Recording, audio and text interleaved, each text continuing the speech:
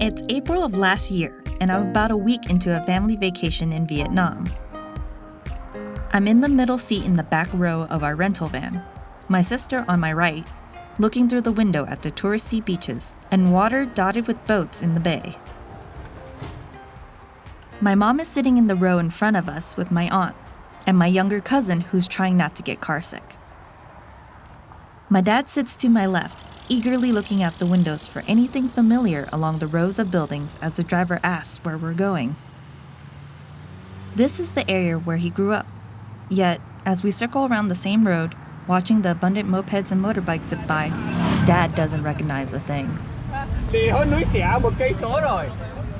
In Ngai, my dad says, Núi Xie, I've forgotten where. Everything has changed since he left. Now there are buildings where there once was dirt and tropical wildlife, undeveloped limestone terrain, and ocean. There was a tinge of bitterness from my sister and I. We wanted to know more about the places our parents grew up. But being dismissed when asked questions left a bit of resentment and frustration. In hindsight, I should have let my dad talk about his hometown while we were there. Funny enough, I only remember Núi Xie so clearly because it was repeated to the driver numerous times by my father, only to have the driver tell us he had no clue what my dad was referencing. Sitting in that van on the other side of the planet made the world feel so big. Several hours and multiple flights to get here. Thousands and thousands of miles from where I grew up in Reno. All that traveling only for Dad to be unable to find where he grew up was disappointing. Not just for me, but I'm sure it was for him too.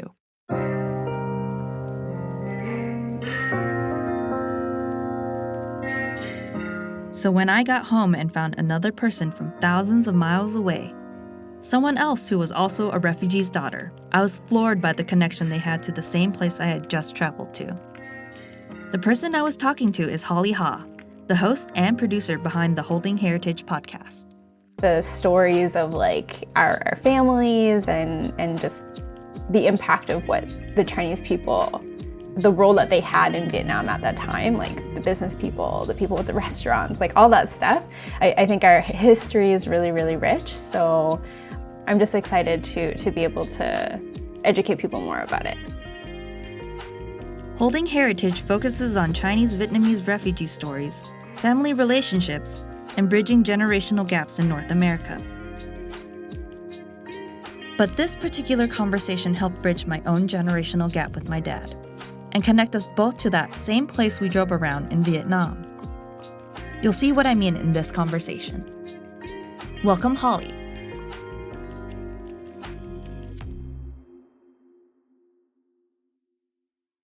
My name is Hollie Ha. I am the creator of a podcast and cultural company called Holding Heritage. So essentially I started it almost 3 years ago, and it really started more as a passion project, as an avenue for me to find out more about my cultural heritage and my family stories and things like that.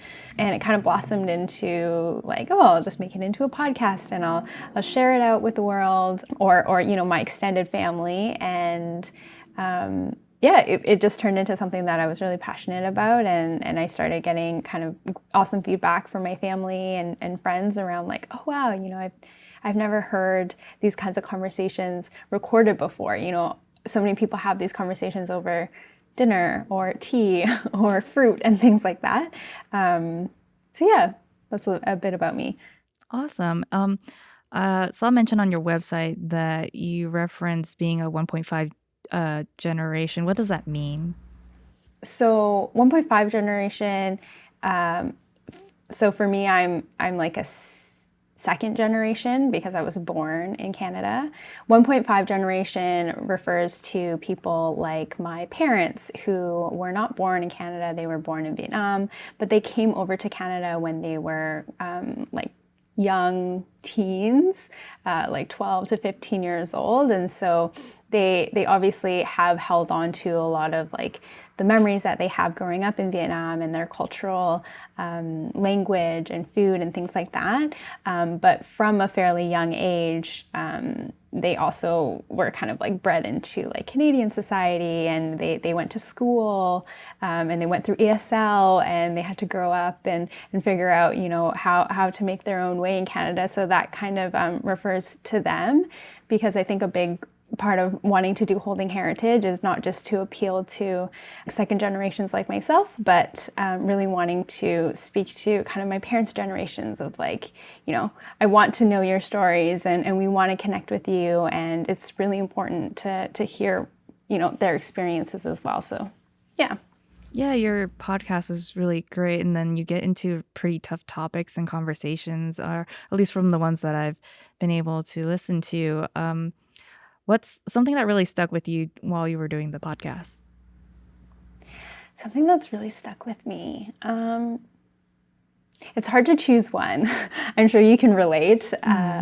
It kind of feels kind of like a snowball in terms of, you know, I think when I first started recording, it was just for my memory, because I was like, oh, you know, my parents just start saying all of these stories like after dinner, and I can never really remember them. And so at first, I think it felt a little bit more like selfish, maybe for the lack of a better word.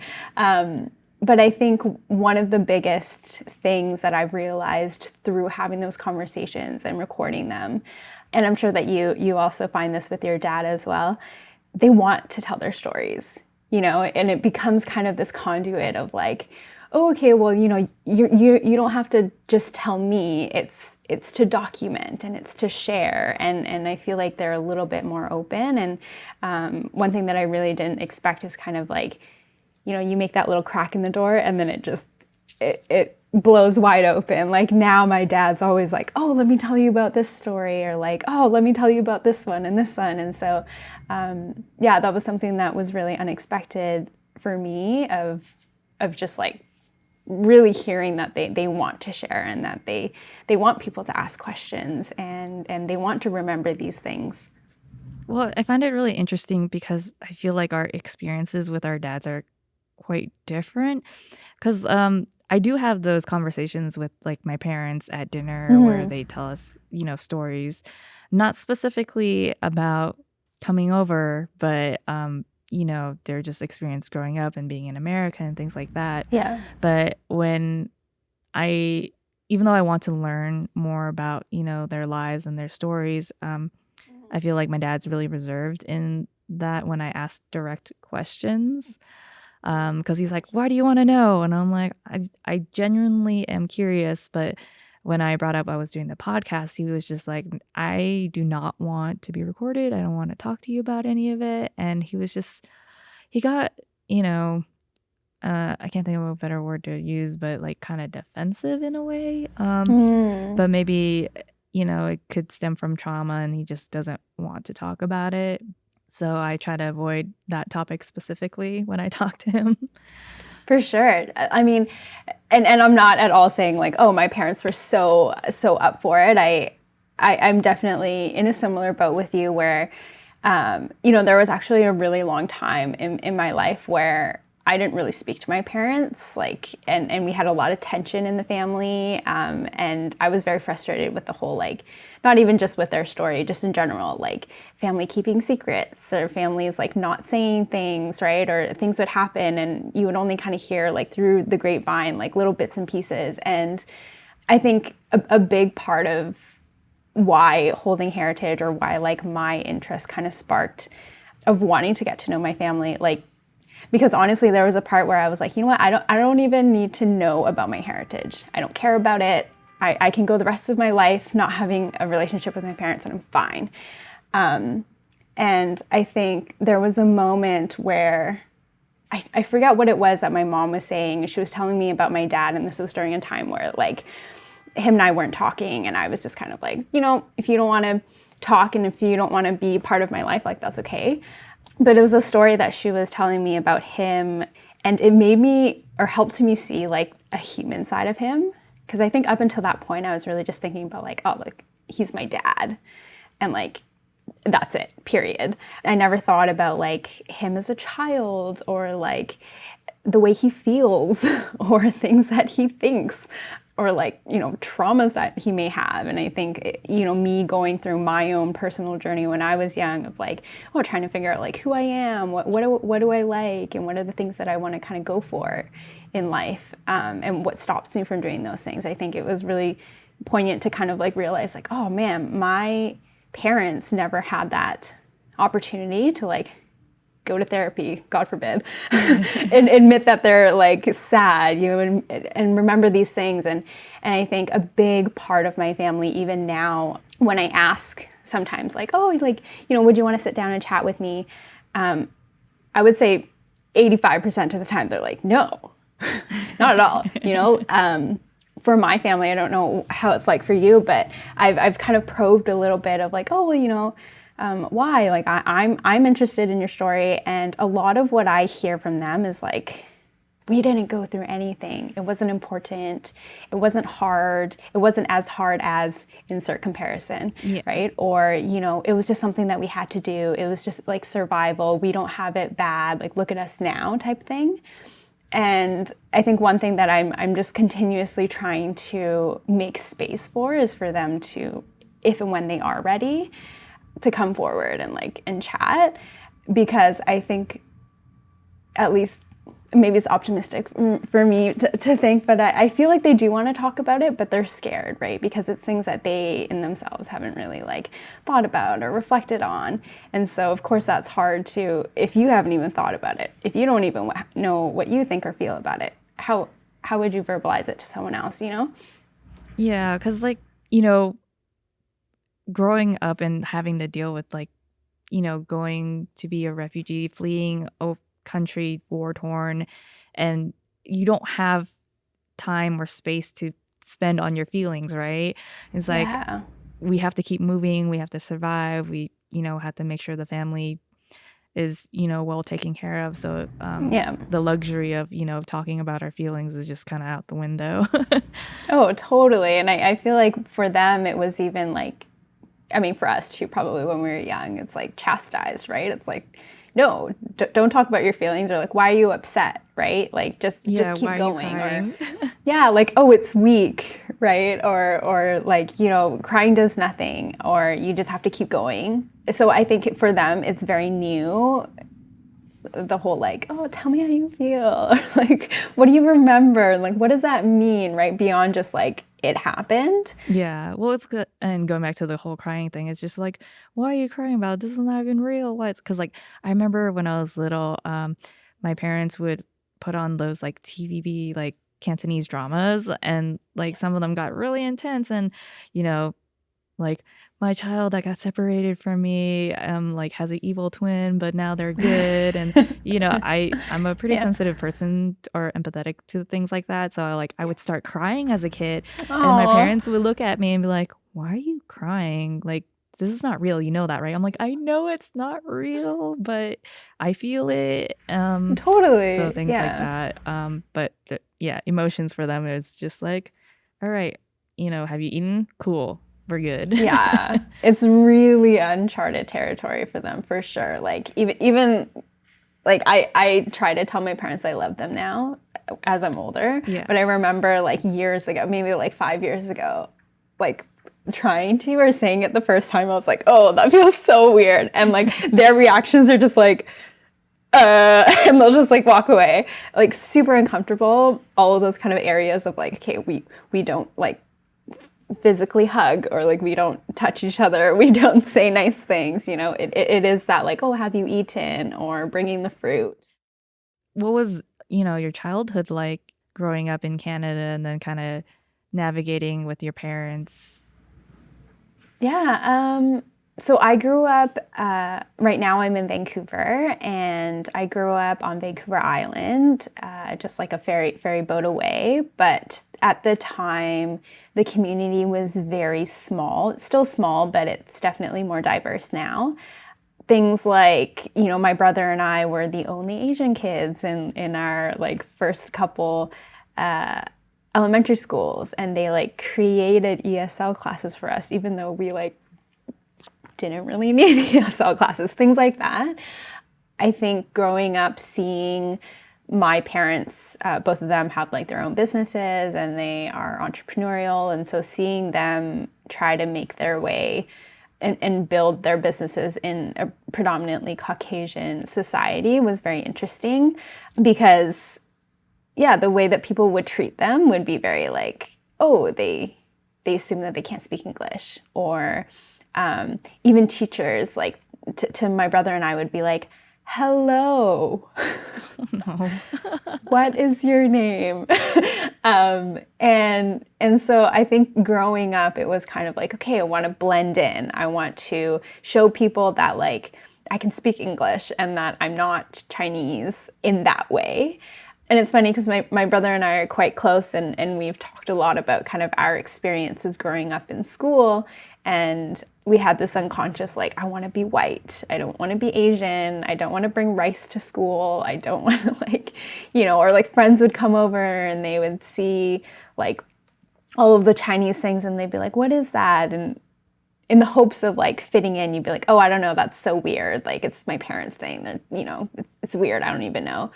And I think it kind of distanced ourselves from like our heritage and our culture just because we wanted to like be cool or fit in, And so I think that was a lot of like the feeling growing up. When we graduated high school and we moved out to Vancouver, obviously there's a lot more like Asian population here.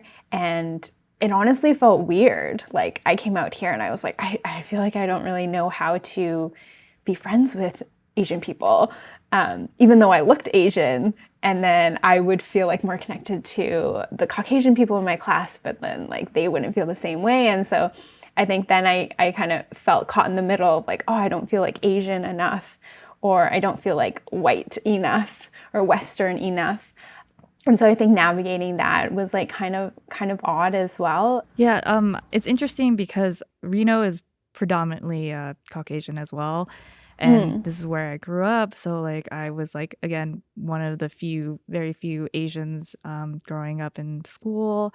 But I never really felt that and I guess I'm really fortunate to have friends that were understanding. Because I remember I brought friends over to my parents' house. And there was a bottle of sriracha on the kitchen table. And one of my friends was like, what's that? I'm like, oh, it's like a hot sauce. And they're like, oh, can I try it? And so they were always like really open to learning about like the cultural things that would be happening at my parents' house and kind of understanding that, I'm who I am, but not making me feel like other, if that makes sense. Yeah, that's awesome. I mean, like, I know that I had a few friends like that as well. And no one was like outwardly like, oh, mean or anything about it. But I think maybe it stemmed more from like my internal not wanting to be different. But even when I would have friends who were like, oh, cool, like, what is that? Can I try it? I would be like, are you sure? Like, really? So your parents were born in Vietnam, but are ethnically Chinese, correct? Yeah, so both of my mom and dad's families are ethnically Chinese, but were born in Vietnam because I think it was like my great-grandparents that had like migrated from China over to Vietnam. Yeah, and a similar story with my parents. And funny enough, while I was listening to your podcast, I found out that our dads grew up in the same neighborhood. The exact same one. I just got chills. Yeah. Really? So, when you were bringing up, Halong Bay and the Cao Tong and Nui Se, I can't say it. Nui Se. Yeah.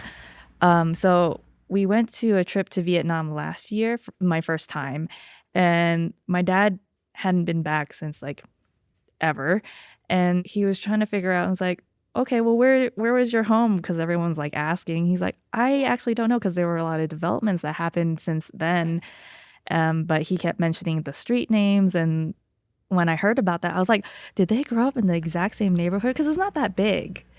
Oh, so no, not at all. Very possible that they knew each other at maybe some point.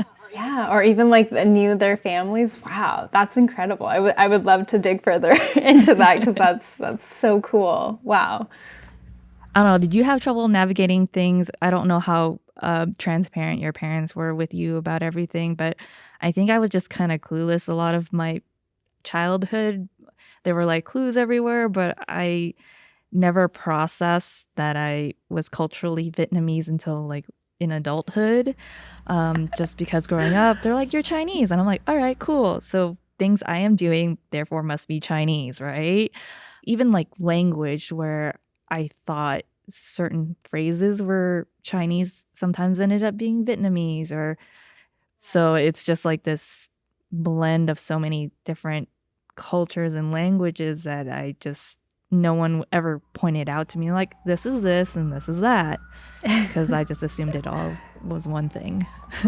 Absolutely. It's funny that you say that because like when my brother and I were younger, like we would grow up and tell people like, oh yeah, I'm half Vietnamese, I'm half Chinese.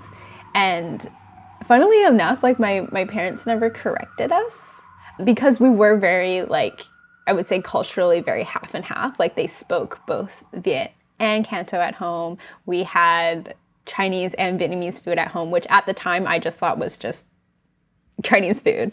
But then, yeah, it was things like, oh, we would get older and my dad would have like a passing comment of like, no, we're not actually Vietnamese, we're Chinese. And then I'm like, okay, wait, what? Like my whole life is a lie. And then it was really not until I did my own research outside, because I think that a lot of the facts and things like that, like my family doesn't even know, right? Like they're just living it. It's just who they are. And so when I looked into like, okay, well, why were our families actually like asked to leave Vietnam? Oh, it's because they're Chinese, right? Like if we were like full Vietnamese, it wouldn't have been that way.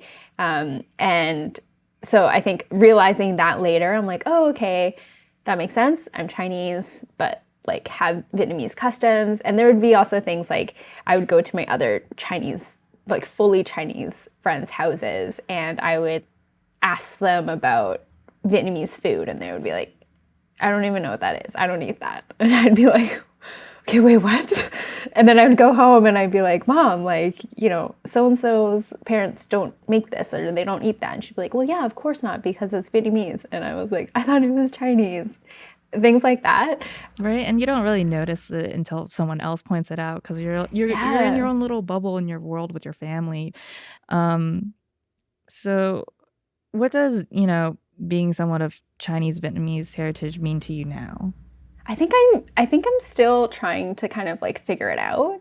I think where I'm at now is, I feel a lot of pride around it, and maybe that's more pride around my understanding of my heritage and kind of like what makes me culturally me.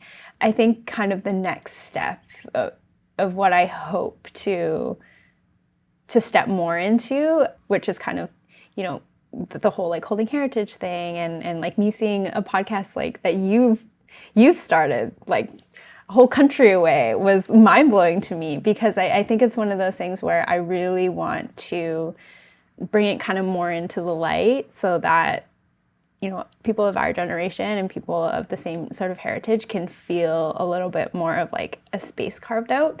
Like I've gone to Chinese things or like Vietnamese things, but I feel like there isn't a huge community yet of like our generation of like Chinese Vietnamese, and there's so many of us.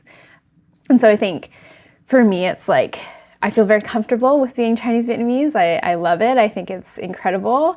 I think that the stories of like our families and just the impact of what the Chinese people, the role that they had in Vietnam at that time, like the business people, the people with the restaurants, like all that stuff. I think our history is really, really rich. So I'm just excited to be able to educate people more about it. Yeah, I think our experience is very specific and nuanced, not only from our parents' generation, but also leading up to us, because it's not either or experience, it's the collective of that. And there, like you said, there's a large group of us that, aren't really mentioned or talked about. Yeah, for sure. And like, it's not only us. Like, I mean, Chinese people are all over the world, right? Like Chinese Malaysian people, like even people like Chinese South African people. So it's kind of one of those things where I hope that it inspires different Chinese mixed with insert to like come out and tell their stories. That was my conversation with Hollie Ha. You can find out more about her podcast, Holding Heritage, at holdingheritage.com. So Hollie and I delved a bit further into whether or not our families knew one another. A few weeks after my conversation with Hollie, I asked my dad if he recognized the family name Ha that lived in the same place that he used to live. With a bit of butchered Cantonese, lots of confusion, and not being able to explain exactly how I came across Hollie over the internet, we were actually able to figure some things out. Turns out that our families were neighbors in Vietnam.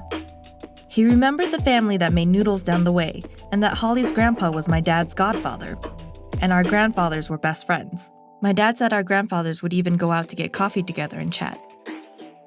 Caught up in the excitement through our email exchanges, Hollie and I tried to facilitate a video call between our fathers. And in usual fashion, I got shut down real quick. But my dad said that my grandma would remember the Ha family and would probably love to chat with them. A lot of build-up for this episode to fall flat, but I'm hoping I can follow up. Wish me luck!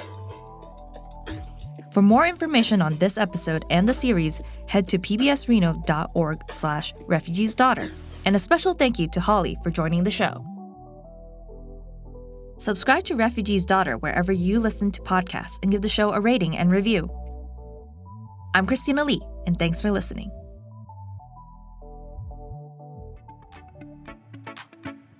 This episode was written by Christina Lee with production help from Divergent Point Media. Refugee's Daughter is a presentation of PBS Reno.